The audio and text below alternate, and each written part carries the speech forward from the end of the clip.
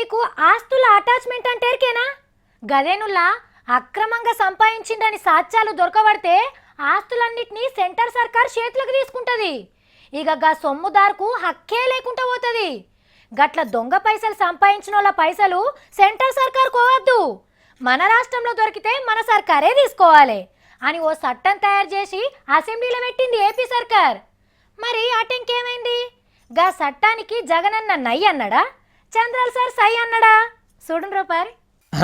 ఇక ఇవాళ కూడా ఆంధ్ర అసెంబ్లీలో నువ్వెంత అంటే నువ్వెంత అన్నట్టే నడిచింది. ప్రతిపక్ష పార్టీ లొచ్చుడే సమస్యల మీద చిన్న బోర్డులు పట్టుకొని లెక్కి దిగిండ్రు. ఇక మంత్రి అచ్చెన్నాయుడు సారుకు మస్తు కోపం వచ్చినట్టున్నది. అటు జగనాల్ సారు ఇటు తెలుగుదేశం వాళ్ళు మాటకు మాట అనుకున్నారు. వైఎస్ఆర్ పార్టీ అని కాదు, మీది ఒక సైకో పార్టీగా మీరు పేరు పెట్టుకోండి, కరెక్ట్గా చోటపుల్ అవుతుంది.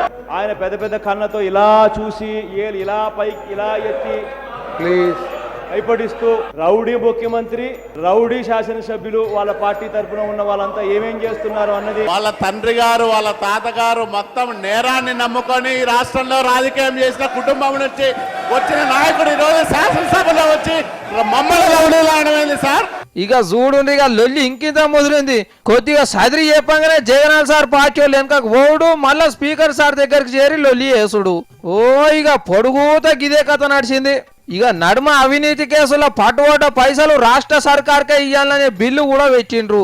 ఇక చూడండి, జగనాల్ సార్ సెంటం అంటే ఉండకుండా బయటికి పోయి ఆ ముచ్చట ఒడిచినాకనే వచ్చిండు. వంతల రాజేశ్వర్ అనే ఎమ్మెల్యే మేడం అయితే వాళ్ళ నియోజకవర్గంలో సమస్యలన్నీ పెద్ద కాగితంలో రాసుకొచ్చి చదివింది.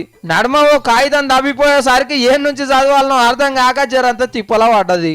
ఇగో గిట్ల పక్కకున్న ఇంకో ఎమ్మెల్యే మేడం కాగితాలు చక్కగా చేస్తే చదివింది. ఇక ఈ లొల్లుల నడమనే బిల్లు పెట్టుకున్నాడు, వాటిని పాస్ చేసుడు కూడా అయిపోయింది.